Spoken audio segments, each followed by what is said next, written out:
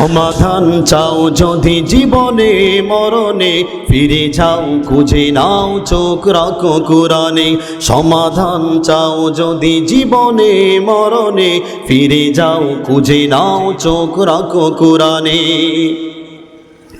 এ তো চির অম্লান চির মুক্তির ডাক, এই যে মহাবাণী খোদারি কালামে পাক। এ তো চির অম্লান চির মুক্তির ডাক, এই যে মহাবাণী খোদারি কালামে পাক।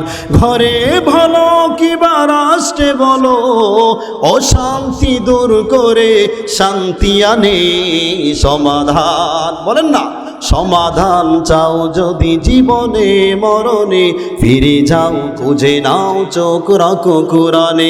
সমাধান চাও যদি জীবনে মরণে, ফিরে যাও খুঁজে নাও চোখ রাখো কুরআনে।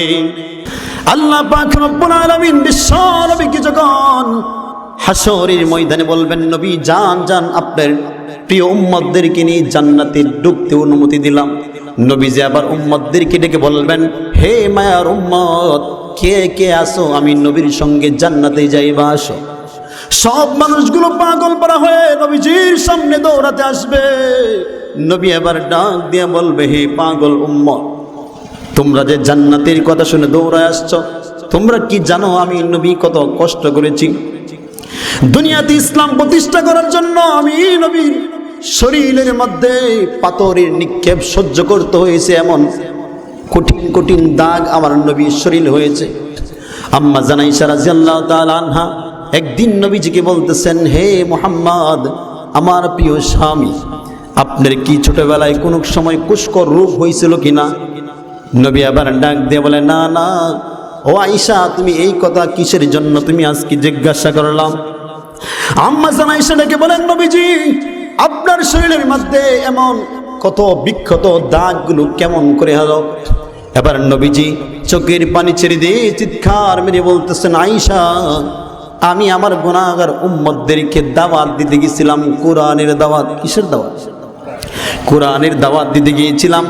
তখন আমার উম্মতেরা আমার শরীরের মধ্যে তায়েফের ময়দানে পাথর নিক্ষেপ করেছে। বলেন নাউজুবিল্লাহ।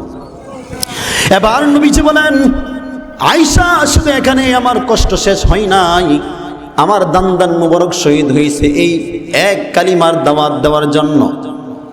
আজকে আমার আলোচ্য বিষয় হচ্ছে যে রাসূল সাল্লাল্লাহু আলাইহি সাল্লাম যে ইসলাম আমরা পেয়েছি সহজভাবে, যে এখন বাবার ঘর থেকে জন্মের পরে, মুসলমানদের ঘর থেকে জন্মের পরেই আমরা জানতে পারছি যে আমরা মুসলমান। কিন্তু এই মুসলমান জাতি আমরা যে ইসলাম পেয়েছি, ইসলাম আসার একটা ঐতিহ্য আছে।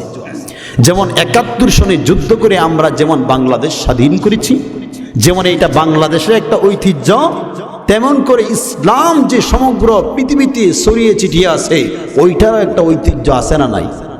তো ইসলামের ঐতিহ্য কেমন করে আসছে আমরা জানতে হবে না?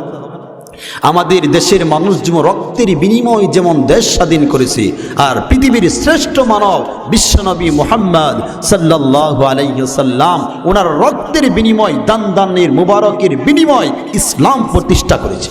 বলেন আল্লাহু আকবার। ইসলাম সহজ করে আসে নাই। আল্লাহ তাআলা রব্বুল আলামিন পবিত্র কুরআনুল কারীমের মধ্যে আয়াতে কারিমা তিলাওয়াত করে জানান দিচ্ছেন, وَإِنَّهُ لَحَقُّ الْيَقِينِ فَسَبِّحْ بِاسْمِ رَبِّكَ الْعَظِيمِ। আল্লাহ তাআলা রব্বুল আলামিন পবিত্র এই কুরআনুল কারীমের মধ্যে আয়াতে কারিমা তিলাওয়াত করে জানান দিচ্ছেন, হে পয়গম্বর আরবি, আপনি সমগ্র পৃথিবীর উম্মতদেরকে জানায়া দেন এই কুরআন চূড়ান্ত সত্য। আল্লাহর নবীকে আল্লাহ তাআলা প্রথম আয়াতে কারিমা তিলাওয়াত করে বলতেছেন, ওয়া ইন্নাহু লাহাক্কুল ইয়াকিন, যে পয়গম্বর আপনি জানায়া দেন ওই কুরআন চূড়ান্ত সত্য।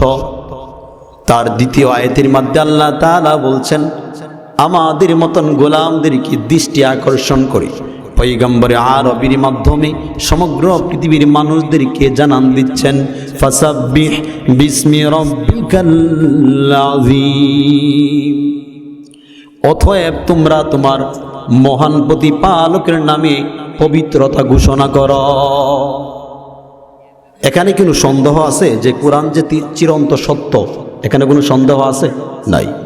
তা আল্লাহ তাআলা এই কোরআন কার উপর নাজিল করেছেন? চিল্লায় বলেন তো। জানেন না আপনারা, দুর্ভাগ্য আমাদের যে আমরা মুসলমানের ঘরে জন্মগ্রহণ করেছি, যে কোরআন কার উপর নাজিল হয়েছে এই কথাটা যদি উচ্চ স্বরে না বলতে পারি, নবীজির সামনে দাঁড়ায়া মুসলমান হিসাবে, উম্মত হিসাবে পরিচয় কেমনে দিবেন? আপনাদের মুখ থেকে আওয়াজ শুনতে যাই, কোরআন আল্লাহ কার উপর নাজিল করেছেন? আলহামদুলিল্লাহ। আওয়াজটা যদি সবার মুখ থেকে বের হইতো আরো বেশি খুশি হইতাম। আবার বলেন না, আল্লাহ কার উপর কোরআন নাজিল করেছেন? আলহামদুলিল্লাহ। আল্লাহ পাক রব্বুল আলামিন এই পবিত্র কোরআনুল কারীম নাজিল করে আল্লাহ তাআলা তার সত্যতা ঘোষণা করে দিয়েছেন, তার পবিত্রতার ঘোষণাও দিয়েছেন। এবার আল্লাহ তাআলা পয়গম্বর আরবীকে ডাক দিয়ে বলতেছেন, ও দুস্থ পয়গম্বর, আপনি সমগ্র পৃথিবীর মানুষদেরকে এবার কোরআনের দাওয়াত আস্তে আস্তে করে সবার কাছে আপনি পৌঁছে দেন। আল্লাহর নবী নবুয়ত পাওয়ার আগে কাফের বেঈমান মুশরিকরা পর্যন্ত নবীকে আল আমিন নামে, অর্থাৎ বিশ্বাসী বলে উপাধি উপস্থাপন করত। কি করত? আল আমিন বলে, বিশ্বাসী বলে উপস্থাপন করত। মক্কা নগরীর সকল কাফের বেঈমানরা নবীজির কাছে আইসা তার মাল সামাল তার কাছে জমা রাখত, নির্দিষ্ট জায়গা মনে করে, নিরাপদ মনে করে। আল্লাহ তাআলা নবীজিকে নবুয়ত কেন এত পরে দিয়েছেন? 40-এর পরে কেন আল্লাহ নবুয়ত দিয়েছেন? কারণ নবী হওয়ার আগেই আল্লাহ তাআলা সুন্দরতম আচরণ আল্লাহ তাআলা ওই কাফিরদের সামনে আল্লাহ পাক উপস্থাপন করেছেন। পড়েন না সুবহানাল্লাহ। নবীজি যখন দাওয়াত দেওয়া শুরু করলেন, মক্কার কাফের বেঈমানদের মাথার মধ্যে একটা অবস্থা খারাপ হয়ে গেল। মক্কার কাফের বেঈমানরা পাগল পারা হয়ে গেল। হাই হাই, কি শুরু হলো? নবীজির চাচা আবু জাহেল, সে নবীজিকে যতদিন পর্যন্ত কোরআনের দাওয়াত দেওয়া শুরু করেন নাই, ততদিন পর্যন্ত নবীজি খুব আবু জাহেলের প্রিয় ছিল, উকবার প্রিয় ছিল, সাইবার প্রিয় ছিল। মক্কা নগরীর মধ্যে যত কাফের বেঈমান রয়েছে সবারই প্রিয় ছিল। যেই দিন থেকে সত্যর বাণী বিশ্ব নবী সবার দ্বারে দ্বারে নিয়ে যাচ্ছেন, লা ইলাহা ইল্লাল্লাহ, যেই দিন থেকে এমন দাওয়াত দেওয়া শুরু করলেন, আস্তে আস্তে করে শত্রুর সংখ্যা বাড়তেছে। আপনি দেখবেন এলাকার মধ্যে আপনি একজন দায়িত্বশীল মানুষ, যদি আপনি ঘুষ সুদ খাইতে পারেন তাহলে সবার জন্য ভালো থাকবেন। যদি সত্যের পক্ষে দাঁড়াইয়া কথা বলেন, মিথ্যাবাদীদের বিরুদ্ধে যদি আপনি প্রতিবাদ গড়ে তোলেন, দেখবেন 2 জন যদি আপনাকে সাপোর্ট করে, 5 জন আপনার বিরুদ্ধে দাঁড়িয়ে যান। এই জন্য কি আমরা সত্যের পক্ষে ছেড়ে দিব না? না। বিশ্ব নবী আবার ডেকে বলেন, হে আমার কলিজার টুকরা উম্মত, তোমাদের জন্য আমি নবী কষ্ট করে উপস্থাপন করে রেখে যাচ্ছি যে আমি নবী ইসলামের জন্য কত স্ট্রাগল করেছি, কত কষ্ট আমি নবী সহ্য করেছি। নবীজির কষ্টের বর্ণনা শুনলে চোখ দিয়ে পানিগুলো টপ টপ করে জমিনের মধ্যে পড়ে, যার ভিতরে দিল পরিমাণ নবীর জন্য ভালোবাসা আছে। নবীজির কষ্টের কথা শোনার পর সেই মানুষ কোনোদিন স্থিরত্ব থাকতে পারবে না। নবী যখন মক্কা নগরীর মধ্যে দাওয়াত পৌঁছানো আরম্ভ করলেন, এক এক করে সব কাফের বেঈমানরা নবীজির বিরুদ্ধে দাঁড়িয়ে গেলেন। তখন নবীজি চিন্তা করলেন, আমি তায়েফে যাব ইসলামের দাওয়াত দেওয়ার জন্য। পড়েন না আল্লাহু আকবার। নবীজি এবার তায়েফের ময়দানে ইসলামের দাওয়াত, কোরআনের দাওয়াত পৌঁছানোর জন্য নবী আবার তায়েফের ময়দানে গিয়ে এক আল্লাহর দাওয়াত দিচ্ছেন। তায়েফবাসীরা নবীর দাওয়াত কবুল করেন নাই, বরং নবীর উপর পাথর নিক্ষেপ করেছে। পড়েন নাউজুবিল্লাহ। নবীজির সুন্দর সুন্দর চেহারার মধ্যে, সুন্দর শরীরের মধ্যে, যেই শরীরের মধ্যে পোকা মাকড় মাছি পর্যন্ত বসা হারাম ছিল, ওই সমস্ত কাফের বেঈমানেরা ওই নবীজির সুন্দর পবিত্র শরীরের মধ্যে পাথর নিক্ষেপ করেছে। পড়েন নাউজুবিল্লাহ। এত কষ্ট করে নবীজি ইসলাম আমাদের জন্য দাওয়াত সমগ্র পৃথিবীতে পৌঁছায় দিছে। আল্লাহ তাআলা যত যত পয়গম্বর দুনিয়াতে পাঠাইছে, আল্লাহ কেমন করে পাঠাইছে? এমন নবী পাঠাইছে, এক একটা এলাকার জন্য একজন নবী বানায় পাঠায় দিছে। একটা দেশের জন্য একটা নবী বানাইছে, দুইটা দেশের জন্য একটা নবী বানাইছে। কিন্তু আল্লাহ তাআলা আমার আপনার নবীকে সমগ্র পৃথিবীর নবী বানাইছে। পড়েন আল্লাহু আকবার। সমগ্র পৃথিবীর নবী আল্লাহ তাআলা আমার আপনার নবীকে বানিয়েছেন কিসের জন্য? আল্লাহ তাআলা বলেন, পয়গম্বর প্রধান অতিথিকে আমরা আকর্ষণ হিসাবে রাখি। যেই মাহফিলের প্রধান বক্তা, তাকে যদি মাগরিবের পর বয়ানে ওঠানো হয়, মানুষ কি থাকবে? প্রধান বক্তা বয়ান করার পর অন্য বক্তার বয়ান চলে না। আল্লাহ তাআলা বলেন, দুস্থ পয়গম্বর, আপনাকে আমি আল্লাহ তাআলা সমগ্র পৃথিবীর জন্য প্রধানত্বের মুকুট দিয়ে পৃথিবীতে আমি পাঠাইছি। এই জন্য এক এক করে সব নবীদেরকে আমি দুনিয়ায় পাঠাইছি। আমি আদম নবীকে দুনিয়ায় পাঠাইছি, যাও স্প্যান্ডেল সাজাও। নূহ নবীকে দুনিয়ায় পাঠাইছি, যাও সুন্দর করে পৃথিবী সাজাও। এমন করে সব পয়গম্বরদেরকে আমি দুনিয়ায় পাঠাইছি স্প্যান্ডেল সাজানোর জন্য। কারণ আমি আল্লাহ তাআলা ঘোষণা দিয়েছি, সর্বশেষ আমি আমার বন্ধু প্রধান অতিথিকে দুনিয়ায় পাঠাইব। বলেন সুবহানাল্লাহ। চিন্তা করছেন? তা আমরা প্রধান অতিথি আল্লাহ পাকের কাছে সবচেয়ে দামি যে নবী, এই নবীর উম্মত হতে পেরে আমরা খুশি না বেজার? আমরা জোরে সোরে পড়ি না আল্লাহু আকবার। আল্লাহ পাক আমাদেরকে আখিরে জামানার শ্রেষ্ঠ উম্মত হিসাবে কবুল করুক, সবাই পড়ি আমিন। নবীজি যখন কোরআনের দাওয়াত দেওয়া শুরু করলো, মক্কা নগরীর কাফেররা নবীজিকে মিথ্যাবাদী বলে ঘোষণা দেওয়া শুরু করলো। মিথ্যাবাদী বলে তাকে ঘোষণা করতেছে। আল্লাহ পাক তখনই কোরআনুল কারীমের মধ্যে আয়াতে কারিমা তিলাওয়াত করে জানান দিচ্ছেন, ওয়া ইন্নাকা লাআলা খুলুকিন আযীম। পড়েন আল্লাহু আকবার। আল্লাহ পাক বলেন, আমার নবীকে আমি সর্বোচ্চ মহান চরিত্রের অধিকারী করে পৃথিবীতে পাঠাইছি। পড়েন সুবহানাল্লাহ। নবীজির কোনো দোষ থাকতে পারে না। জবাব কে দিচ্ছেন? জোরে বলেন না, জবাবটা কে দিচ্ছেন? আল্লাহ। আমাকে এখানে স্টেজ আজকে বয়ান করতেছি, মনে করেন এখানে যারা আপনারা আসছেন সব মানুষ আপনারা রায় দিলেন যে হুজুর ভালো না। আমার এলাকার, আমার সব দেশের মানুষ আমাকে টার্গেট করে বলল ওই ব্যক্তি ভালো নয়। কিন্তু আল্লাহ পাকের পক্ষ থেকে যদি অ্যানাউন্সমেন্ট হয় এই বান্দা আমার কাছে সবচাইতে বেশি দামি, বলেন আমি সফল না অসফল? এখন আমরা প্রশ্নে আসি, ওয়াজ বুঝতে হবে। আপনাদের সামনে প্রশ্ন ছিল দুইটা। কয়টা?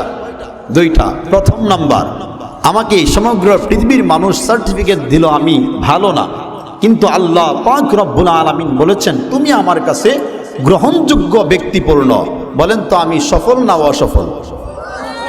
আচ্ছা ধরেন আবার এক প্রকার লোক আপনাকে, পুরো পৃথিবীর মানুষ আপনাকে সাইনবোর্ড দিয়ে দিল যে পৃথিবীর সবচাইতে ভালো মানুষ আপনি, কিন্তু আল্লাহর কাছে আপনি গ্রহণযোগ্যতা অর্জন করেন নাই। আল্লাহ পাক রব্বুল আলামিন বলল ওই বান্দা আমার কাছে প্রিয় নয়, বলেন ওই ব্যক্তি সফল না অসফল? এই জন্য আমাদের সমাজে সবচাইতে অসুবিধার কথা একটা বলে আপনাদেরকে, ওয়াজ থেকে যদি কিছু পরিবর্তন না আসে ওই ওয়াজ দিয়ে কোনো লাভ নেই। মসজিদের মধ্যে নামাজ পড়তে যা, মসজিদ কমিটি একজনকে আরেকজন আরেকটা কথা বলছে, ঝগড়া লেগে নামাজ বাদ দেন। ভাই রাগ কার সাথে করছেন আপনি?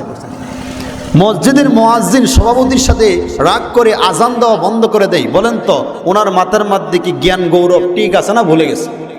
আপনি রাগ কার সাথে করতেছেন? আল্লাহর সাথে রাগ করবেন? যাই হোক, আমরা মূল পয়েন্টে ঢুকি। আল্লাহ তাআলা রব্বুল আলামিন পয়গম্বর আরবিকে আল্লাহ তাআলা কোরআন দিয়ে বলতেছেন, পয়গম্বর ওই দামি গ্রন্থ আমি আপনাকে দিলাম, ওই গ্রন্থ দিয়ে আবার সমগ্র পৃথিবীর মধ্যে ইসলামের দাওয়াত দেন। নবী পয়গম্বর আবার এক এক করে মানুষদেরকে কোরআনের কথা বলতে শুরু করলেন, এক কালিমার দাওয়াত দিতে শুরু করলেন। কিন্তু মক্কা নগরীর কাফের বেঈমানরা নবীজির বিরুদ্ধে লেগে গেল। আবু জাহেল আবার স্পেশাল করে স্টেটমেন্ট নিচ্ছেন, মুহাম্মদকে আর সুযোগ দেওয়া যাবে না, মুহাম্মদ অতিবার বেড়েছে, এবার একটা মুহাম্মদের ফাইসালা করেই ছাড়ব। এবার উতবা ডাক দিয়ে বলে, হে আবু জাহেল, মুহাম্মদের সাথে আমরা যে তর্ক বিতর্ক করব, যুদ্ধ ঘোষণা করব, আমার একটা কথা শোনো। উতবা ছিল একটু নম্র প্রকৃতির একজন বেঈমান কাফের। সে একজন কবি প্রকৃতির মানুষ ছিল, বুদ্ধিমান ছিল। উতবা এবার ডাক দিয়ে বলেন, একটা জিনিস চিন্তা করে দেখো, মুহাম্মদের ধন সম্পদের তেমন কোনো পাওয়ার নাই, মুহাম্মদের ক্ষমতার তেমন কোনো পাওয়ার নাই, তারপরেও আমরা মুহাম্মদের সাথে আমরা পরিকল্পনা করে উঠতে পারি না। এখানে বুঝতে হবে আল্লাহ তাআলা মুহাম্মদকে এমন কিছু পাওয়ার দিয়েছেন যেই পাওয়ারের সামনে আমরা দাঁড়াতে পারি না। উতবা এবার ডাক দিয়ে বলতেছেন, আবু জাহেল, একটা সুযোগ দেন, আমি চেষ্টা করে দেখি মুহাম্মদ কি কোনো লোভ লালসা দেখাইয়া কি আমাদের পথে আনতে পারি কিনা। বলেন না নাউজুবিল্লাহ। যদি লোভ লালসা দেখাইয়া যদি আমার পথে আনতে পারি, তাহলে মারামারির কি দরকার? এমনিও তো মুহাম্মদ আমাদের বাতিজা হয়, আমাদের বাতিজারা যদি আমাদের দলে আনতে পারি, মুহাম্মদের জনপ্রিয়তা কম নয়, তাহলে দেখা যাবে আমাদের দল আরো বেশি শক্তিশালী হবে। আবু জাহেল বলল, ঠিক আছে, যাও যাও, তোমাকে সুযোগ দিলাম, তুমি মুহাম্মদকে বুঝাইয়া আমাদের দলে আনার চেষ্টা করো। উতবা এবার বিশ্ব নবীর দরবারে হাজির হয়ে উতবা এবার ডাক দিয়ে বলেন, হে নবী মুহাম্মদ, আপনি যে ভ্রান্ত সরাচ্ছেন, আপনি নিজে কবিতা বানায় বানায় মানুষদেরকে দাওয়াত দিচ্ছেন, আমাদের বাপ দাদার ধর্মের মধ্যে চুনকালি লাগাইতেছেন, কি শুরু করছেন বন্ধ করেন। এবার নবী মুহাম্মদ সাল্লাল্লাহু আলাইহি ওয়াসাল্লাম দীর্ঘ সময় পর্যন্ত নবী মুহাম্মদ উতবাকে বুঝাইলেন। উতবা কোনো যুক্তিতেই নবীর সঙ্গে পেরিয়ে উঠতেছে না। তারপর উতবা এবার মন খারাপ করে মনে মনে চিন্তা করতেছেন, হাই হাই, আমি যদি আবু জাহেলের কাছে যাই, গিয়ে যদি বলি আমি নবীজিকে বুঝাইতে পারি নাই, তাহলে আজকে আমি উতবা নিজের সম্মান কোথায় গিয়ে দাখিল হবে। উতবা এবার আবু জাহেলের দরবারে গিয়ে হাজির হয়েছে। এবার উতবাকে আবু জাহেল ডেকে বলেন, হে উতবা, তোমার মুখটা এমন ফ্যাকাশা হয়েছে কেন? তোমার মুখটা এমন মলিন কেন? উতবা এবার ডাক দিয়ে বলেন, আমরা মুহাম্মদের সাথে বাড়াবাড়ি করে কি করব? বড় বড় রাষ্ট্রের যে কাফের বেঈমানরা আছে, তারাই তো কিছুদিন পর মুহাম্মদ রেখে নিচে নামায় দিবে, ধ্বংস করে দিবে। বরং আমরা এক কাজ করি, মুহাম্মদের বিরোধিতা ছেড়ে দে। উতবার কথা শোনার পর আবু জাহেল বলতেছেন, নিশ্চয়ই মুহাম্মদ তোমাকে জাদুমন্ত করেছে। পরে নাউজুবিল্লাহ। আবু জাহেল বলতেছে, কাজ হবে না। নবীকে এবার পাইতারা শুরু করলেন, নতুন করে নবীজিকে কেমন করে কষ্ট দেওয়া যায়। ওই উতবা সাইবার দল মক্কা নগরী থেকে শুরু হয়েছে বিরোধিতা। তার পরিবারের পরিজন সহ সব বিরুদ্ধে চলে গেছে। আমাদেরকে কেউ যদি একটা গালি দেয়, কেউ যদি কঠোর ভাষায় একটা কথা বলে, আমাদের মন খারাপ হয়ে যায়। কিন্তু নবীজি তো এমন অসহায় ছিলেন, নবীজির বাবা ইন্তিকাল করেছেন, নবীজির পাশে নবীজির বাবাও ছিলেন না, মাও ছিলেন না, নবীজির পাশে দামি শক্ত কোনো গার্ডিয়ান ছিলেন না। এই জন্য কি নবী কোরআনের দাওয়াত বন্ধ করছেন? কোরআনের দাওয়াত বন্ধ করে নাই। ইসলাম প্রতিষ্ঠার জন্য উহুদের ময়দানে নবীজি দান মুবারক শহীদ করছেন। এত কষ্ট করলেন। আল্লাহ পাক রব্বুল আলামিন বিশ্ব নবীকে যখন হাশরের ময়দানে বলবেন, নবী যান যান, আপনার প্রিয় উম্মতদেরকে নিয়ে জান্নাতে ঢুকতে অনুমতি দিলাম। নবীজি আবার উম্মতদেরকে ডেকে বলবেন, হে মায়ার উম্মত, কে কে আসো, আমি নবীর সঙ্গে জান্নাতে যাইবা, আসো। সব মানুষগুলো পাগল পারা হয়ে নবীজির সামনে দৌড়াতে আসবে। নবী এবার ডাক দিয়ে বলবে, হে পাগল উম্মত, তোমরা যে জান্নাতের কথা শুনে দৌড়ায় আসছো, তোমরা কি জানো আমি নবী কত কষ্ট করেছি? দুনিয়াতে ইসলাম প্রতিষ্ঠা করার জন্য আমি নবীর শরীরের মধ্যে পাথরের নিক্ষেপ সহ্য করতে হয়েছে, এমন কঠিন কঠিন দাগ আমার নবীর শরীর হয়েছে। আম্মা জান আয়েশা রাদিয়াল্লাহু তাআলা আনহা একদিন নবীজিকে বলতেছেন, হে মুহাম্মদ, আমার প্রিয় স্বামী, আপনার কি ছোটবেলায় কোনো সময় কুষ্কর রোগ হয়েছিল কিনা?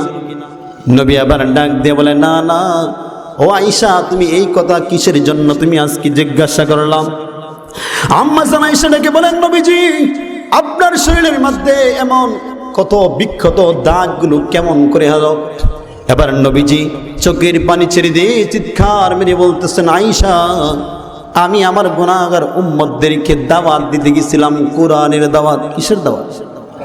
কোরআনের দাওয়াত দিতে গিয়েছিলাম। তখন আমার উম্মতেরা আমার শরীরের মধ্যে তায়েফের ময়দানে পাথর নিক্ষেপ করেছে। পড়েন নাউজুবিল্লাহ। এবার নবীজি বলেন, আয়েশা, শুধু এখানে আমার কষ্ট শেষ হয় নাই, আমার দান্দান মুবারক শহীদ হয়েছে এই এক কালিমার দাওয়াত দেওয়ার জন্য। আমি নবী এমন পরিমাণ কষ্ট করেছি যেই পরিমাণ কষ্ট পৃথিবীর আর কেউ করেন নাই। কাল কঠিন কিয়ামতের ময়দানে নবীজি এবার উম্মতদেরকে ডেকে বলবেন, হে উম্মত, তোমাদেরকে জান্নাতের অ্যানাউন্সমেন্ট করার সঙ্গে সঙ্গে তোমরা জান্নাতে যাওয়ার জন্য আসছো। তোমরা কে আসো? ইসলামের জন্য নিজের শরীর থেকে রক্ত জড়াইছ। কোন উম্মত জবাব দিতে পারবেন না। নবীজি এবার চিৎকার করে বলবেন, হে উম্মত, কে আসো ইসলামের জন্য তোমাদের দান্দান মুবারক শহীদ করছো? কোন মানুষ উত্তর দিতে পারবেন না। আল্লাহ পাকের পয়গম্বর যদি জিজ্ঞাসা করেন, হে উম্মত, তোমাদের মধ্যে কে আসো যে নিজের শরীর থেকে এক ফোঁটা গাম জড়াইছো ইসলামের জন্য? পাওয়া যাইবনি? পাওয়া যাইতো না। আমরা তো এমন মুসলমান হয়েছি যে কোরআনের দাওয়াতের জন্য, যেই কোরআন শোনার জন্য পাগল হই না। আরে বন্ধু, তুমি কি জানো যেই কোরআনের বিরোধিতা করতো আবু জাহেল, যেই কোরআনের বিরোধিতা করতো উতবা, যেই কোরআনের বিরোধিতা করতো সাইবা, ওই সমস্ত কাফের বেঈমানরা পর্যন্ত কোরআন শোনার জন্য পাগল থাকতো। পড়েন না সুবহানাল্লাহ। আপনি মুসলমানের করে জন্ম গ্রহণ করেছেন, কিন্তু কোনোদিন আপনি কোরআন শোনার জন্য পাগল পারা হন না। মসজিদের ইমাম প্রতিদিন ফজরের নামাজের পর মসজিদে বৈশা কোরআন তালিম দেয় কিনা? প্রত্যেকটা জায়গায় মাদ্রাসায় বসে বসে কোরআনের তালিম দেওয়া হয়। আমার তাবলীগের মুরব্বীরা এলাকায় হেঁটে হেঁটে দাওয়াত দেয়, আসো আসো, তোমাদের কি বিনা মূল্যে আমরা কোরআন তিলাওয়াত শিখাবো, আসো। আমরা কপাল পোড়া মুসলমান, বিনা মূল্যে দাওয়াত পরেও আমরা এই কোরআনের জন্য সময় দিতে রাজি নয়। আপনি আমার চেয়ে মক্কা নগরীর কাফের বেঈমানেরা ইসলামের জন্য পাগল না থাকলেও কোরআন শোনার জন্য পাগল থাকতো। আবু জাহেল সমগ্র মক্কা নগরীর মধ্যে অ্যানাউন্সমেন্ট করে দিচ্ছেন যে তোমরা কেউ মুহাম্মদের কাছে যাইবা না কোরআন শোনার জন্য, মুহাম্মদের কাছে কেউ যাইবা না কবিতা শোনার জন্য। আবু জাহেল এমন করে নিষেধ করছেন, রাত্রেবেলা আমার আপনার নবী কি করতেন জানেননি? ওইদিকে মনোযোগ। রাত্রেবেলা আমার আপনার নবী নামাজের মধ্যে দাঁড়াইয়া দীর্ঘ সময় নামাজের মধ্যে কোরআন তিলাওয়াত করতেন। মুফাসসিরিনে কেরাম বিশ্লেষণ করেন, বলেন এমন কষ্ট করে নবীজি নামাজের মধ্যে দাঁড়াইতো যে নবীজি নামাজে দাঁড়ায়া দেখতে দেখতে পা মুবারক ফুলিয়া যাইতো। পড়েন না আল্লাহু আকবার। নবীজি আমার আপনার মতন কাকের মতন টুকার দিয়ে নামাজ পড়তেন না। নবীজি আমার আপনার মতন অর্ধেক উজু করে নামাজ পড়তেন না। নবীজি আমার আপনার মতন রাত্রেবেলা শীতের দিন ঘুম থেকে কমলের নিচ থেকে উঠবে ভয় পাইতো না। নবীজি শীতে হোক রাতে হোক, নবীজি গরমের মধ্যে হোক, সব সময় নামাজের মধ্যে দীর্ঘ সময় পর্যন্ত নামাজে দাঁড়াইতো। নবীজি নামাজে দাঁড়াইয়া সুন্দর করে করে কোরআন তেলাওয়াত করতো। সুবহানাল্লাহ। নবীজি যখন প্রতিদিন কোরআন তিলাওয়াত শোনার জন্য নবীজি প্রতিদিন নামাজের মধ্যে দাঁড়াইয়া দীর্ঘ সময় কোরআন তিলাওয়াত করত। যখন নবীজি নামাজের মধ্যে দাঁড়াইয়া কোরআন তিলাওয়াত শুরু করত, মক্কা নগরের কাফের বেঈমানদের ঘুম হারাম হয়ে যাইত। চিন্তা করত, হাই হাই, এমন এত সুন্দর মধুময় আওয়াজ কোথায় থেকে আসে? পড়েন না আল্লাহু আকবার। নবীজি নামাজে দাঁড়াইয়া কোরআন তেলাওয়াত শুরু করত। উতবা রাত্রেবেলা লুকাইয়া লুকাইয়া নবীজির কোরআন তেলাওয়াত শোনার জন্য নবীর বাড়ির পাশে দাঁড়ায় থাকতে। পারেন আল্লাহু আকবার। রাত্রেবেলা লুকাইয়া চুরি করে সাইবাও নিজে কোরআন তেলাওয়াত শোনার জন্য আসতো। উতবা যখন কোরআন তেলাওয়াত শোনার জন্য যায়, হঠাৎ করে একদিন সাইবার সাথে দেখা হয়েছে। সাইবা বলে, উতবা তুমি এখানে কিসের জন্য আসছো? উদ্বা বলে, আমি আসছি পাহারা দেওয়ার জন্য, দেখার জন্য আসছে কে মুহাম্মদের কাছে আসে কোরআন তেলাওয়াত শোনার জন্য। উদ্বা বলে, মিথ্যা বলা বন্ধ করো, তুমি জানি মুহাম্মদের তিলাওয়াত শোনার জন্য আসছো। এবার সাইবাকে বলে, সাইবা তুমি জামাকে প্রশ্ন করছো তুমি কিসের জন্য আসছো? সাইবা এবার মাথা নিচু করে জবাব দেয়, উতবা আমিও মুহাম্মদের কোরআন তিলাওয়াত শোনার জন্য আসছি। আল্লাহু আকবার। উতবা এবার সাইবা এবার দুজনকে বলতেছেন, আবু জাহেল যদি তার কানের মধ্যে কবর যায় আমাদের অবস্থা খারাপ হয়ে যাবে। আবু জাহেল যদি জিজ্ঞাসা করে কি জবাব আমরা দিব? উতবা সাইবা কিছুক্ষণ পরে দেখেন বিশ্ব নবীর ঘরের পাশ থেকে আবু জাহেলকে দেখা যায়। আল্লাহু আকবার। উতবা সাহেব আবার আবু জাহেলকে জিজ্ঞাসা করেন, হে আবু জাহেল তুমি দিনের বেলা অ্যানাউন্সমেন্ট করো আর বলো তোমরা মুহাম্মদের কাছে যাইবা না, আমি উতবা আসছি, আমি সাইবা আসছি কোরআন তিলাওয়াত শোনার জন্য, তুমি তো আমাদের গুপ্তের প্রধান হওয়ার পরেও তুমি কেন লুকাইয়া চুরি করে কোরআন তিলাওয়াত শুনতে আসছো?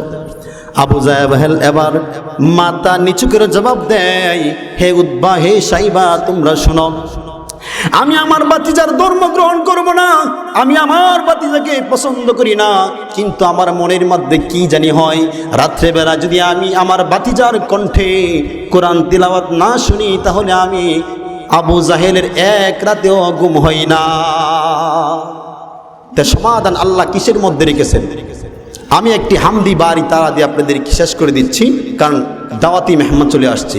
সেখানে কোরআনের মর্যাদা কেমন, কোরআন দিয়ে আমরা সমাজ কিভাবে আমরা চেঞ্জ করব, সাথে বলবেন তো ইনশাল্লাহ।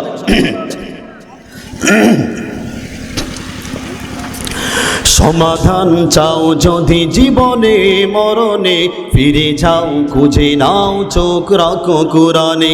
সমাধান চাও যদি জীবনে মরণে, ফিরে যাও খুঁজে নাও চোখ রাখো কোরআনে।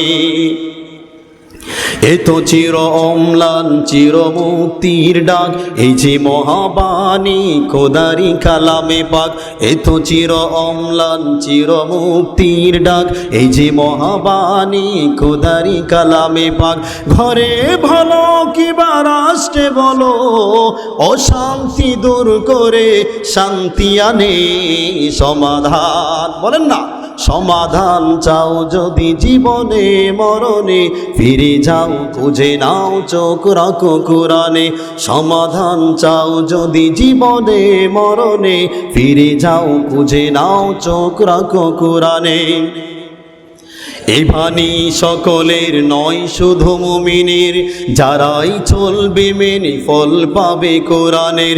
এই বাণী সকলের নয় শুধু মুমিনের, যারাই চলবে মেনে ফল পাবে কোরআনের। ঘরে ভালো কিবা রাষ্ট্রে বলো, অশান্তি দূর করে শান্তি আনে সমাধান। সমাধান চাও যদি জীবনে মরণে, ফিরে যাও খুঁজে নাও চোখ রাখো কোরআনে। চোখ আমরা কোথায় রাখবো? চিৎকার দিয়ে বলেন না, চোখ কোথায় রাখবো? আল্লাহ পাক আমাদের সবাইকে দিন ইসলামের খাদেম হিসাবে কবুল করুক। সবাই পড়ি আমিন।